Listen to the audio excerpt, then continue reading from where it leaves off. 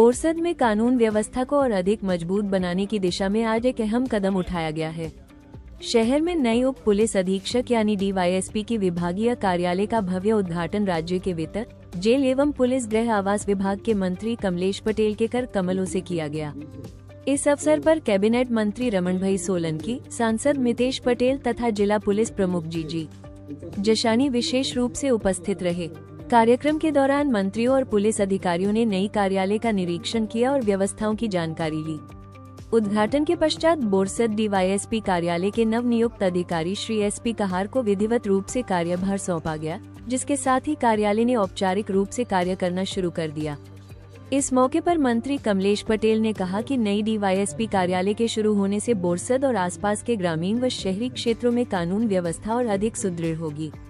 उन्होंने कहा कि इससे अपराध नियंत्रण में तेजी आएगी और आम नागरिकों को त्वरित न्याय तथा बेहतर सुरक्षा सुविधा मिलेगी। कार्यक्रम में जिले के सभी डीवाईएसपी, पाई, पुलिस अधिकारी, कर्मचारी और स्थानीय जनप्रतिनिधि बड़ी संख्या में मौजूद रहे। नई उप पुलिस अधीक्षक कार्यालय की शुरुआत से बोरसद क्षेत्र में पुलिस प्रशासन की कार्यक्षमता को नई दिशा मिलने की उम्मीद जताई जा रही है। साहब, आज नवी डीवाईएसपी कचेरीનું ઉદ્ઘાટન કર્યું તો શું કહેશો?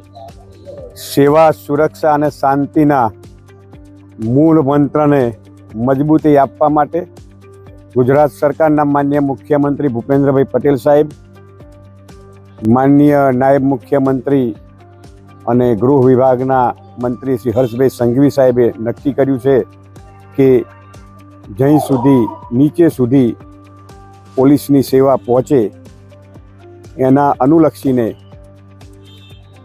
તાલુકા વાઇઝ જે 4 તાલુકાના બ્લોકે ડીવાયએસપી કચેરીઓ હતી એની જગ્યાએ 2 તાલુકાએ અને ઓછા પોલીસ સ્ટેશન હોય એ રીતે સરળીકરણ થાય એવી નવી પોલીસ અધિક્ષકની કચેરીઓ મંજૂર કરી નવા પોલીસ અધિક્ષકની નિમણૂકો પણ થઈ।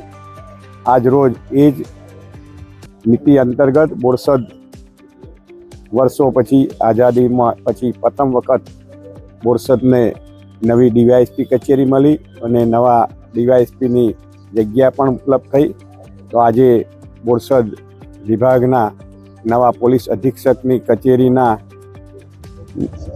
જે ડીવાયએસપીની નિમણૂક થઈ એના શુભારંભ પ્રસંગે અહીં ઉપસ્થિત રહેવાનો અવસર મળ્યો। મારી સાથે આદરણીય સાંસદ શ્રી મિતેશભાઈ પટેલ સાહેબ અને આદરણીય કેબિનેટ મંત્રી શ્રી રમણભાઈ સોલંકી, એસપી શ્રી તેમજ અન્ય પોલીસ અધિક્ષકો હાજર રહ્યા। આ નવી કચેરીના અધિક્ષકને અને એના અંડરમાં આવતા સર્વે પોલીસ વિભાગના અધિકારીશ્રીઓ અને કર્મચારીઓને શુભકામનાઓ, શુભેચ્છાઓ।